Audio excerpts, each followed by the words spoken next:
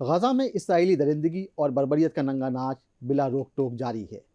London से शाया होने वाले international peer reviewed medical journal the Lancet के मुताबिक गजा में जारी इसराइली बर्बरियत के नतीजे में अब तक 1,86,000 अमवात हो चुकी हैं। ये खबर इसलिए चौंकाने वाली है कि अब तक जो फ़िलिस्तीन की वजारत सेहत है उसकी तरफ से जो डेटा जारी किया गया है तो उसमें बर्बरियत के नतीजे में जो हलाकतें हुई हैं उनकी तादाद 39,000 के आसपास बताई जा रही है और उसमें हर रोज़ कुछ ना कुछ इजाफा हो रहा है। लेकिन लांसेट ने जो आदार शुमार शाये किए हैं वो वाकई में चौंकाने वाले हैं और तशवीशनाक भी हैं। आज के बियॉन्ड बॉर्डर्स में हम इसी मौजू पर बात करेंगे। इस मौजू पर बात करने के लिए हमारे साथ दो ख़ास मेहमान मौजूद हैं। हमारे साथ मौजूद हैं सीनियर सहाफ़ी डॉक्टर मुमताज़ आलम रिजवी साहब और हमारे दूसरे ख़ास मेहमान मौजूद हैं डॉक्टर ज़ाकिर खान साहब जो कि सीनियर फेलो ICWA में, इसके अलावा आप सीनियर स्ट्रेटेजिक एक्सपर्ट भी हैं। आप दोनों मेहमानान का बहुत बहुत शुक्रिया अपना वक्त देने के लिए। मुमताज़ साहब, आपसे शुरुआत करेंगे।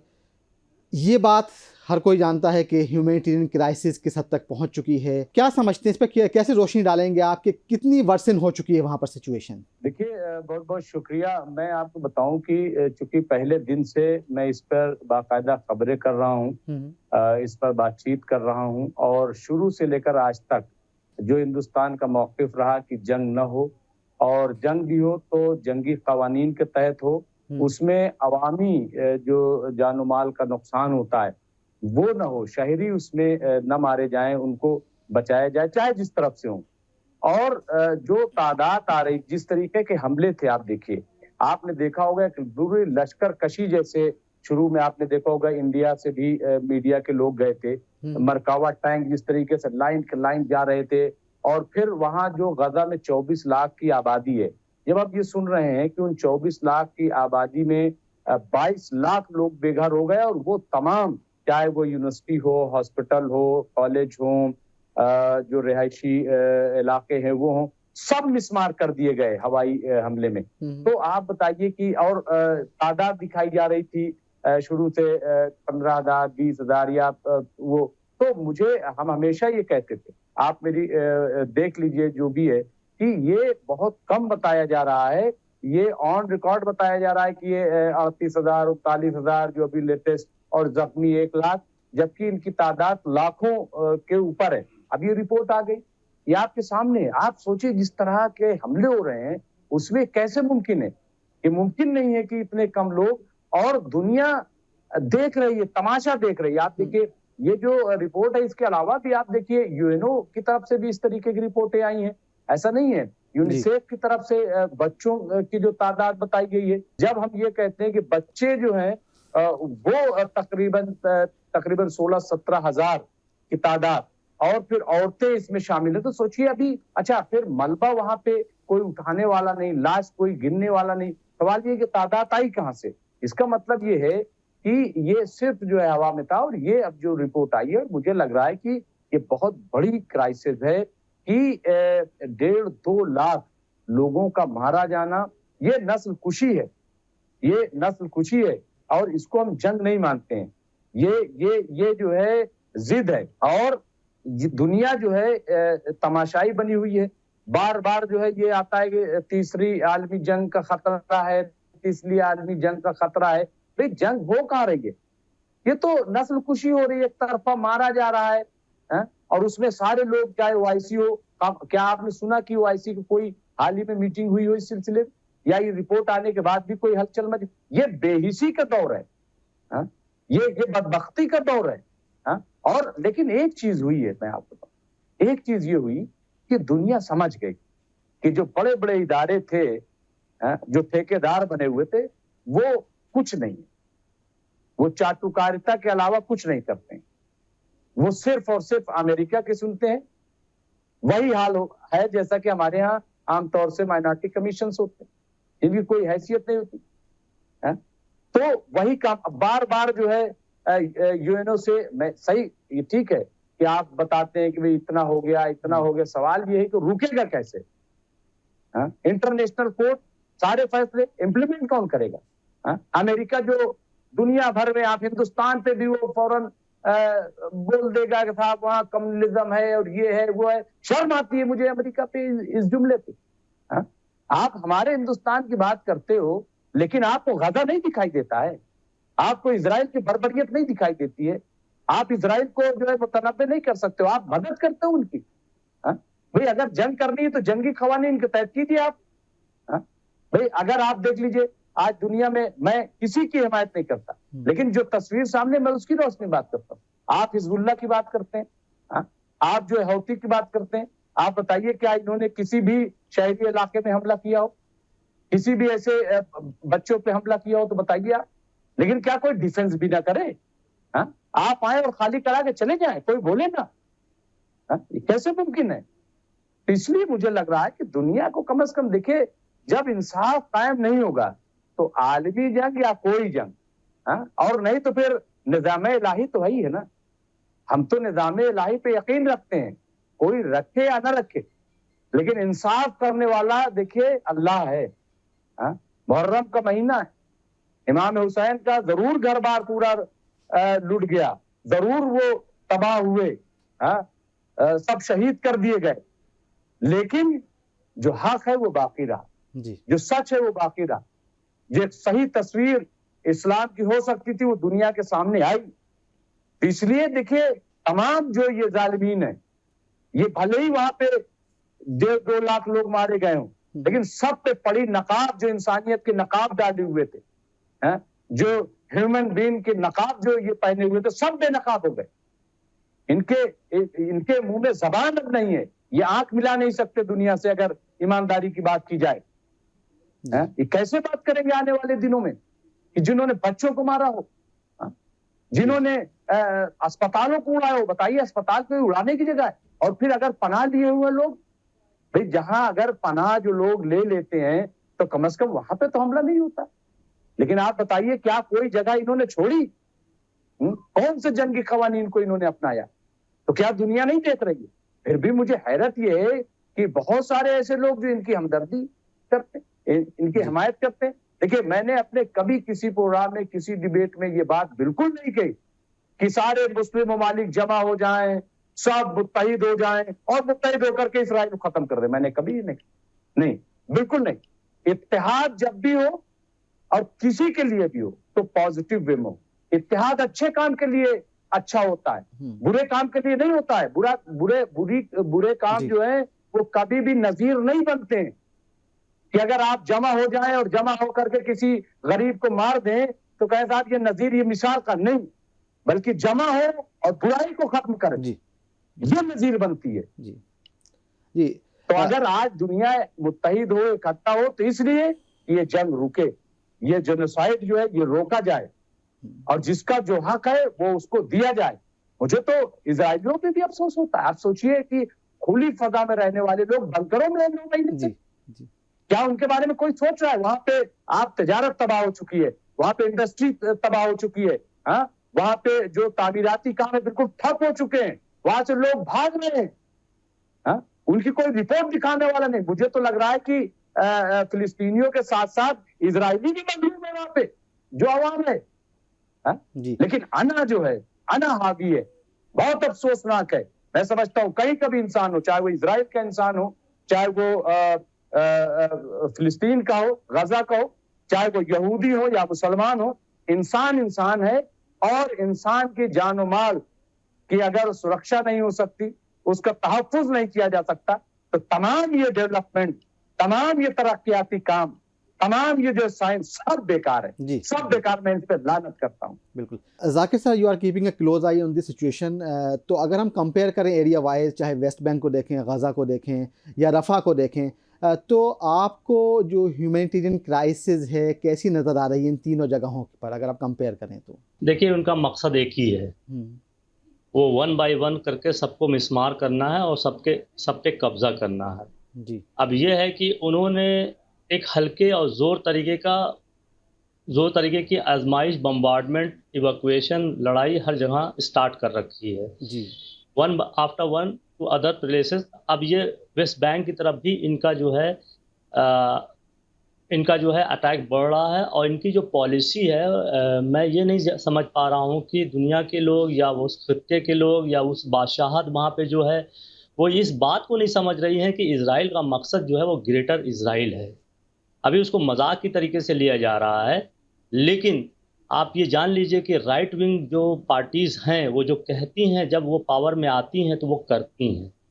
तो इज़राइल में इस वक़्त अल्ट्रा राइट विंग रूल कर रहा है बेंजामिन नेतन्याहू के साथ, और उसने अपने सारे जो है पत्ते खोल रखे हैं कि गाज़ा को ख़त्म करना है, राफ़ा को ख़त्म करता है, ये नॉर्थ पार्ट को ख़त्म करना है, और ग्रेजुअली जो है वेस्ट बैंक में भी वो अपने जो है अटैक शुरू कर दिए हैं, अच्छे खासे कर चुके हैं। यरगमाल भी बना रहे हैं, ज़मीन पे कब्ज़ा भी कर रहे हैं, उनके ज़ैतून के बागात को जो है बिल्कुल कट डाउन करके ख़त्म भी कर रहे हैं, ताकि वहाँ पर पानी, अगर आप उनके पानी वगैरह के जो नेचुरल रिसोर्सेस है उसको स्टडी करिए, तो उन लोगों ने हॉरिजॉन्टल जो है ड्रिलिंग करके पानी की चोरी कर दिया है। पूरा मतलब गाज़ा और वेस्ट बैंक के जो पानी के ज़ख़ीरे हैं उसको हॉरिजॉन्टल से करके आज दसों साल से वो चोरी कर रहे हैं, और वही पानी जो है वो हर जगह अपनी खेती में लगा रहे हैं, अपनी बिल्डिंग में लगा रहे हैं, अपने एक्सपेंशन में लगा रहे हैं। जी। और उनका अभी जो प्लान आया है कि भाई हम 1 मिलियन जो है 10 लाख लोगों को और बसाएँगे इस एरिया में, वो करेंगे। क्योंकि कोई रेजिस्टेंस है ही नहीं है, और ये डिपेंड करता है अमेरिका के ऊपर, और अमेरिका में हम देख रहे हैं किस तरीके की खलफशार मची हुई है ट्रंप और बाइडेन के बीच में। ट्रंप तो शायद और ज़्यादा सपोर्ट करने में है, उन्होंने ये स्टेटमेंट दिया था कि let Israel finish his job. तो अब कहीं से ऐसी उम्मीद नज़र नहीं आ रही है कि ये इस वार का नतीजा क्या होगा।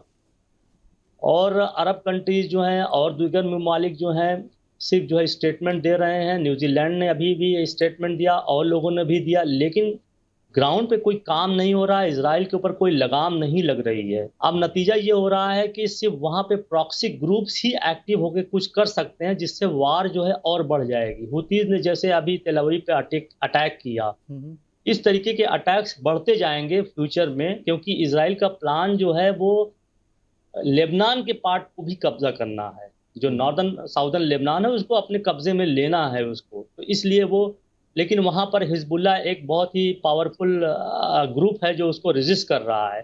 तो इनका मकसद ये है कि एक तरफ, अब आप देखिए एक ओवरऑल टोटल वॉर क्रिएट किए हुए इज़राइल, ये ईरान के ऊपर भी अटैक किए हुए है, उनका जो भी है वक्तन फ़वक्तन आप देख रहे हैं उनके ऊपर अटैक भी करता जा रहा है। उधर लेबनान में भी अटैक करता जा रहा है, उधर सीरिया में भी अटैक कर ले रहा है।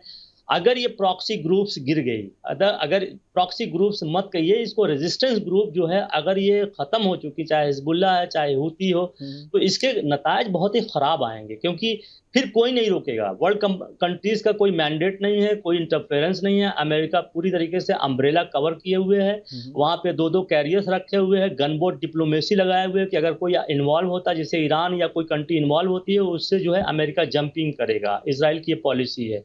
और अगर हिजबुल्लाह गिरता है, वहाँ पर कमज़ोर होता है, ख़त्म होता है, तो इसके असर जो है सीरिया पे भी आएंगे, इसके असर जो है यमन पे भी आएंगे, इसके असर जो है इराक पे भी आएंगे, और फाइनली इसके असर जो है ईरान पे आ जाएंगे। क्योंकि ईरान वन बाय वन हम ओवर द पीरियड जो है 40 साल 30 साल में हम जो देख रहे हैं, मकसद ये रहा है कि जो उस रीजन में ताकतवर मुल्क थे उनको धीरे धीरे ख़त्म करना है। पहले उन्होंने सीरिया को ख़त्म किया, वो भी एक मजबूत कंट्री थी, फिर उसके बाद इराक को ख़त्म किया। सऊदी अरबिया वगैरह कोई कंट्री नहीं है, दे आर शॉप्स, वो कंट्री नहीं है। कंट्री का मतलब होता है सॉवरेंटी, अपनी प्रोटेक्शन खुद करना। इजिप्ट को ख़त्म किया, अब बचा सिर्फ ईरान है जो अपनी प्रोटेक्शन में अपना सब कुछ करने के लिए खुद कफील है। अब उसके ऊपर प्रेशर बढ़ता जा रहा है, सैंक्शन लगा के आज 40-50 साल से 79 से सैंक्शन लगा के उसकी हालत ख़राब कर दी गई है। तो ये एक ग्रेटर मूव की तरह जा रहा है और धीरे धीरे हो रहा है। सब समझ रहे हैं क्या हो रहा है, लेकिन अब मसला ये है कि कौन किसके लिए उठे। ये एक बहुत ही ग्लोबल का दौर आ रहा है, क्योंकि यहाँ पे सेंटर ऑफ पावर जो है वो डिटरमिन नहीं हो रहा है। हेजुमनी यूएस की चैलेंज की गई है, रशिया है, चाइना है, ये लोगों ने चैलेंज किया है। अब अमेरिका चाहता है कि किस तरीके से अपनी हेजुमनी को फिर रिस्टोर करे, ये उसी का पार्ट है। तो अब ये कुछ समझ में आने वाली बात नहीं, मुझे नहीं लग रही क्या होगा, क्योंकि किसी के पास ताकत ही नहीं है। ये 60 साल से जो ये तेल के जो शेख थे, जिसे कहते हैं पेट्रो डॉलर, इन लोगों ने अपनी जगह के लिए कोई काम ही नहीं किया। किसी के पास इतनी पावर ही नहीं है कि वो आगे बढ़ के, या कोई यूनिटी, कोई ज़रूरी नहीं है कि अरब यूनिटी बनाई जाए। जिस तरीके से यूनाइटेड नेशन में 100 मतलब इतने कंट्रीज जो इकट्ठा हुए हैं, 194 ये लोग क्यों नहीं एक कोलिशन बना के इजराइल का बाइकआउट करते हैं? एक कैंपेन चलाया जा सकता है, पीपल टू पीपल कैंपेन, कि इजराइल के प्रोडक्ट्स का, इजराइल का बाइकआउट किया जा सके, कि non violent, non war and diplomatic तरीके से, क्योंकि इजराइल की इकोनॉमिक कोलैप्स कर चुकी है, उसको संभाले हुए हैं उनके बड़े जो है ज्यूज, जो है क्या कह रहे हैं कि ज्यूज नहीं है बल्कि जो है जायनिज्म के जो बड़े बड़े जो है बिजनेसमैन है, टाइकून्स हैं, इन लोगों ने संभाल के रखा है। ये जो है फंडिंग कर रहे हैं इजराइल की। अदरवाइज इजराइल की इकोनॉमी तो बिल्कुल कोलैप्स कर गई है। टूरिज्म उसका जो बहुत ही बड़ा नुमाया जीडीपी में कंट्रीब्यूट करता है वो खत्म हो चुका है, इंडस्ट्रियलाइजेशन खत्म हो चुका है, इन्वेस्टमेंट खत्म हो चुका है, उनके शिकल जो पैसा है, रुपये जो करेंसी है उनकी शिकल, वो बिल्कुल डाउन होती चली जा रही है। तो वहां पर आप देखिए, और लोग जो है एक एरिया से अब तो तेल अवीव तक पहुंचा है, वहां पर भी जो है एक तरीके का अटैक होना शुरू हो गया। लेकिन फिर अब बात आती है कि कब तक ये जो है प्रॉक्सी ग्रुप सस्टेन करेंगे। अमेरिका बिल्कुल उसका साथ दिए हुए है, और कोई भी कंट्री प्रॉक्सी ग्रुप या जो इजराइल के खिलाफ लड़ रहे हैं, कोई खुल के सामने नहीं आ रहा है। चाइना नहीं आ रहा है, अगर रशिया भी कुछ कर रहा है तो वो बैकडोर से कर रहा है। तो ये कैसे सरवाइव करेंगे लॉन्ग टर्म में, इजराइल की ये पॉलिसी है, और इसके नतीजे बहुत खराब आएंगे। और मुझे ये कहते हुए शर्म भी महसूस हो रही है, और स्ट्रेटजिकली बहुत ही नुकसानदेह नजर आ रहा है कि सऊदी अरब है, यूएई है, इजिप्ट है, जॉर्डन है, ये सोचते हैं कि मेरी बादशाहत बची रहेगी। ऐसा नहीं है जी। कल इनको घुटने पे आना पड़ेगा, वो हर बात माननी पड़ेगी जो वो कहेंगे। तो आप खत्म हो गए, मुल्क कहाँ रह गया। मुमताज़ साहब, अभी जाकिर सर ने बहुत ही वजाहत के साथ ये बात कही कि इतनी सीवियर ह्यूमन क्राइसिस क्रिएट होने के बाद भी लोगों के कानों पे जूं नहीं रेंग रही है, लोग खामोश तमाशाई बने हुए, अरब ममालिक सब खामोश हैं। उन्होंने ईरान की तरफ इशारा किया, ठीक है, उन्होंने कहा ईरान खुद कफ़ील है।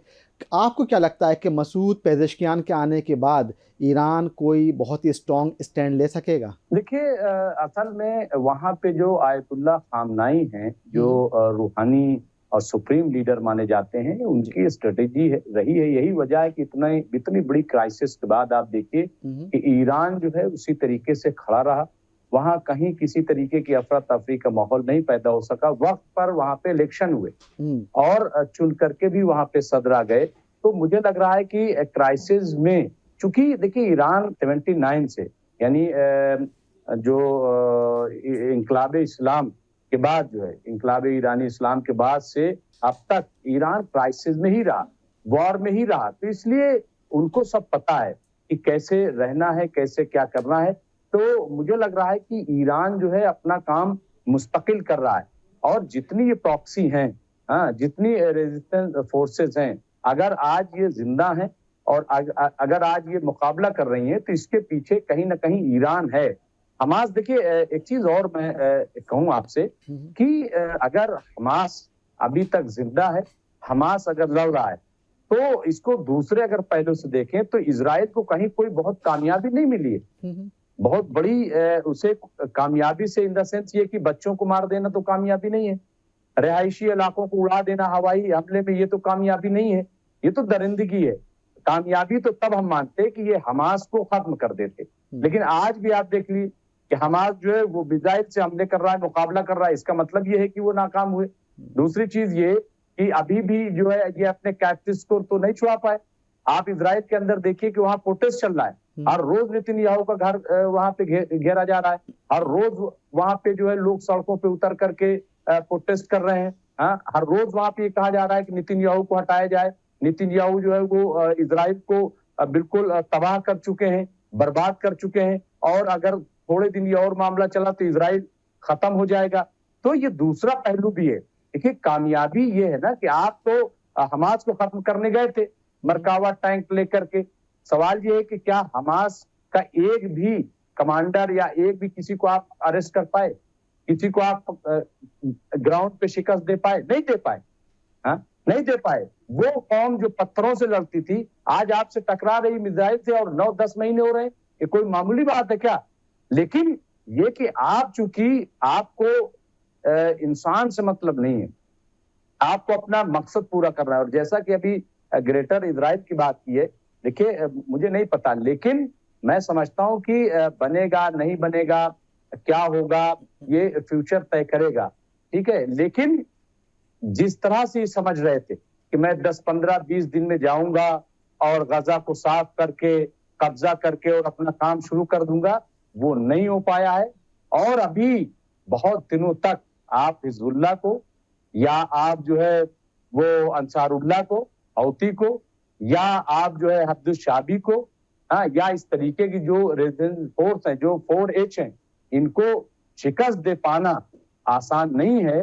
और इजराइल को भी शायद या अमेरिका को भी इतना अंदाजा नहीं था कि इस तरह से ही लड़ेंगे, इस तरह से ही मुकाबला करेंगे।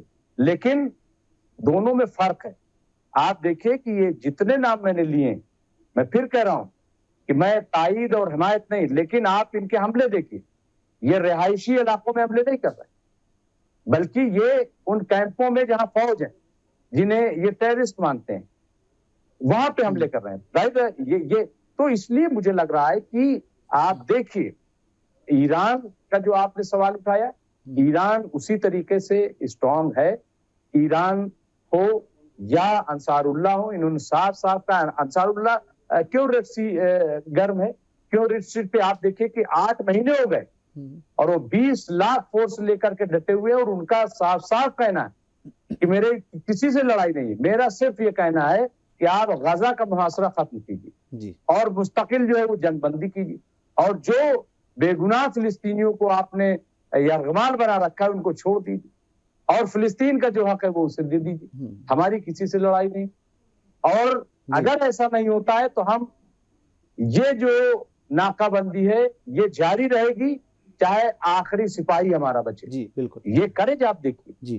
तो दुनिया कम से कम देखे तो इंसाफ की बात तो करे।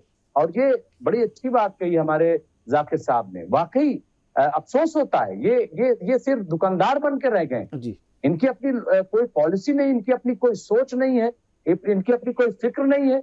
और अगर वाकई वो ग्रेटर इजराइल की तरफ बढ़ रहे हैं, और अगर ग्रेटर इजराइल बना तो क्या ये मतलब सलामत रहेंगे क्या जी? और एक चीज में अभी देखो, मुझे नहीं लग रहा है कि देखिए कि इसका क्या फ्यूचर में होगा, लेकिन जो अभी शाह सलमान ने ऐलान किया है कि साहब मैं शहरियत दूंगा, जो पढ़े लिखे डॉक्टर, इंजीनियर और इस तरीके से जो लोग हैं, हम उनको शहरियत देने जा रहे हैं, बल्कि ऐलान कर दिया शहरियत ले ली। मुझे थोड़ा सा ऐसा लग रहा है, थोड़ा, मैं बहुत ज्यादा नहीं, लेकिन मुझे ऐसा लग रहा है ऐसा कि कहीं ऐसा ना हो कि जो इजराइल से लोग छोड़ करके जा रहे हैं, ये उनके लिए पॉलिसी है कि वो जाएं और सऊदी में और वहां तमाम बस जाएं। अगर ये लोग बच गए, क्योंकि वहां कैद तो है नहीं कि कोई भी ले सकता है, जो डॉक्टर है, इंजीनियर है, जो है, तो अगर इनकी तादाद वहां पे बस गई जाकर के शहरियत ले ली, तो फ्यूचर में क्या होगा, मुझे उसका थोड़ा सा वो है। तो अब ये क्यों ऐलान किया गया ऐसे हालात में, क्यों इस तरीके की जो है वो छूट दी गई है, ये एक मेरे ख्याल से इस पर जो है बातचीत होनी चाहिए, गौर फिक्र करना चाहिए कि ये ऐसे मौके पर खास तौर से, और अगर एक बड़ी आबादी वहां पे ऐसे लोगों की बस्ती है।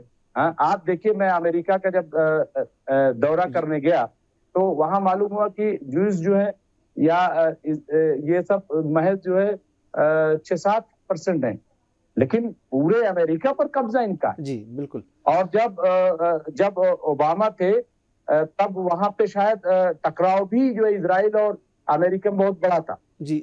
तो ये तमाम चीजें जो है गौर फिक्र की हैं, इस पे गौर करना चाहिए और इस पे बातचीत करनी चाहिए। लेकिन वही है कि बातचीत करे कौन जी बिल्कुल, कौन बातचीत करे। ले दे करके एक ईरान है, वो रूस से भी बातचीत कर रहा है, वो चाइना से भी बातचीत कर रहा है, वो हिंदुस्तान से भी बातचीत कर रहा है, वो तो सऊदी अरब से भी बातचीत कर रहा है, वो टर्की से भी बातचीत कर रहा है जी। लेकिन और कोई नजर नहीं आ रहा है, बिल्कुल अंधेरा ऐसा लग रहा है। सारी जो है बस सब रिपोर्ट जारी कर रहे हैं। रिपोर्ट जारी करने से क्या होगा? सवाल ये है कि रिपोर्ट जारी, भाई कोई कदम तो उठाया जाए, भाई ये जो हमले हो रहे हैं ये तो रोके जाएं जी। जी ये बहुत जी। जाकिर साहब, इससे पहले दुनिया ने बहुत सारी जंगें देखी हैं, लेकिन इंटरनेशनल ह्यूमैनिटेरियन लॉ की जिस कदर खिलाफ वर्जी इस बार दिखाई दी, कभी दिखाई नहीं दी। जो ह्यूमैनिटेरियन ऑर्गेनाइजेशन थे उनको टारगेट किया जा रहा है, ह्यूमैनिटेरियन एड है उसके डिस्ट्रीब्यूशन में मुश्किलात पेश की जा रही हैं। आखिर इसको लेके कम से कम क्या कोई सूरत हाल नहीं निकल सकती है कि भाई ठीक है, आप अगर जंग नहीं रोक रहे हैं, लेकिन कम से कम लोगों तक जो इमदाद पहुंच रही है उसमें मुश्किलात पेश ना करें? देखिए, इजराइल ने जो अपना स्टैंड लिया है उसकी पुष्टपनाही जो कर रहे हैं उसमें सारे लॉ ख़त्म है।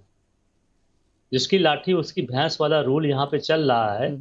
लॉ तो बहुत है, जेनेवा 1949 के हिसाब से जो है आप जो है हॉस्पिटल पे नहीं कर सकते, मतलब इबादत गाहों पे नहीं कर सकते, हेरिटेज पे नहीं कर सकते अटैक, बच्चों को नहीं मार सकते, औरतों को नहीं मार सकते और ह्यूमैनिटेरियन असिस्टेंट को नहीं मार सकते। अब आप देखिए कि अनरवा का जो है सबसे ज़्यादा जो है अब तक की हिस्ट्री में सबसे ज़्यादा यूनाइटेड नेशन के आदमियों को मारा गया है, फिर भी कुछ नहीं कर पा रहा है, बल्कि उनके जो हेड हैं वो रो रहे हैं एक तरीके से। मीटिंग्स में अगर आप देखिए तो उनके स्टेटमेंट बिल्कुल जाहिर करते हैं कि वो रो रहे हैं, वो कुछ कर नहीं पा रहे हैं। यूनाइटेड नेशन के जो सेक्रेटरी जनरल हैं उनकी बातें आप सुनिए तो वो रो रहे हैं, उनका बिल्कुल कोई उसके उनके अंदर कंट्रोल ही नहीं है कि वो क्या कर सकते हैं।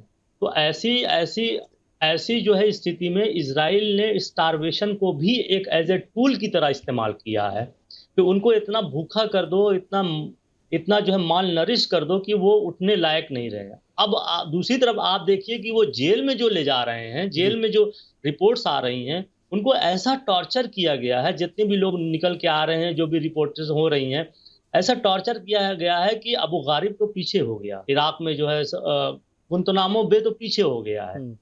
तो ये कोई रूल बेस्ड ऑर्डर ही नहीं है दुनिया में, और ना दुनिया इसको इन्फोर्स करने के लिए कोई अमली कदम उठा रही है। यूनाइटेड नेशन में जहां तक उनकी जो बिसात है वो उस पर वोटिंग कर रहे हैं।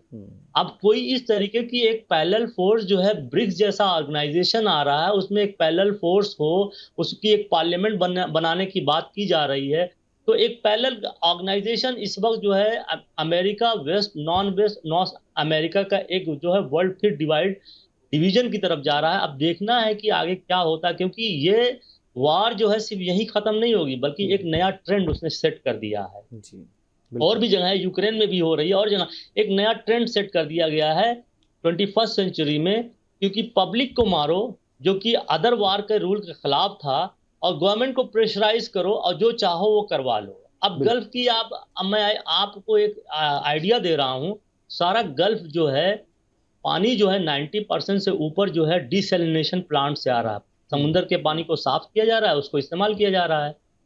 अगर वो चुनिंदा जो है, ये जो गल्फ कंट्रीज हैं, जीसीसी कंट्रीज हैं, वो टॉप 10 में 5 आती हैं, अगर इनके सिर्फ पानी के प्लांट को ही टारगेट कर दिया जाए तो वो तो प्यासे मर जाएंगे। बिल्कुल। अब सारी एक्टिविटीज उनकी जो है बिजली पे चल रही है, पावर हाउसेस को टारगेट कर दिया जाए तो वो तो वैसे ही मर गए, क्योंकि ये जो नई जनरेशन आई है, पोस्ट ऑयल बूम जनरेशन जो हुआ है, ये अपने माहौल से बिल्कुल, डेजर्ट माहौल से बिल्कुल कट के रह रही है, एयर कंडीशन जनरेशन। तो ये एक ऐसे दहाने पे खड़े हुए हैं जहां पर ये दूसरे के ऊपर रहने के लिए ही मजबूर हैं, और ये भी डर रहे हैं जो यहाँ के जो रूलर्स हैं कि हिजबुल्ला जैसे, हमास जैसे, फलस्तीन के जैसे जंगजू और जुझारू लोग अगर पावर में आ जाते हैं तो इन्हीं की रिजीम के लिए खतरा होंगे। तो आप देखिए बड़ा ही कॉम्प्लेक्स गेम चल रहा है। हम मान के चल रहे हैं कि जैसे आम मुसलमान या आम पब्लिक जो ये मान रही है कि अरब अरब मजबूर है, लेकिन नहीं, ये अंदर से ये भी चाहते हैं कि ये फोर्सेस खत्म हो, ईरान कमजोर हो, हूती खत्म हो। अगर अब मैं आप थोड़ी सी देर बात ये बताता हूँ कि सऊदी अरब और यूएई ने हूती के साथ यमन में वही किया है, जो ये कोई नई चीज नहीं उस रीजन में हो रही है। आप करबला के देख लीजिए, औरतों को जिंदा, इस्लाम से पहले औरतों को जिंदा दफन करते थे, ये दुनिया में कहीं नहीं मिला उस तरीके के। करबला में सारी फोर्स जो है 1000 फोर्स जो है 72 आदमी को घेर के मार रही है। उसके बाद ये गाजा हो रहा है।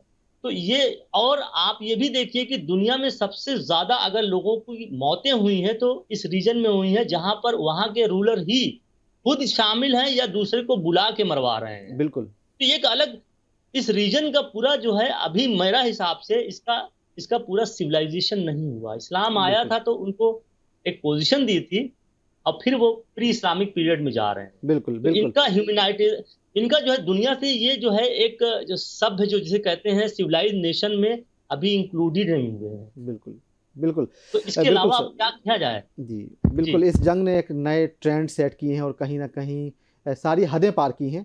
बहुत बहुत शुक्रिया जाकिर सर, बहुत बहुत शुक्रिया मुमताज़ साहब अपना वक्त देने के लिए, आपके इंसाइटफुल व्यूज़ के लिए। इसी के साथ ही आज का ये एपिसोड इख्तिताम पजीर होता है। इजाज़त दीजिए, आदाब।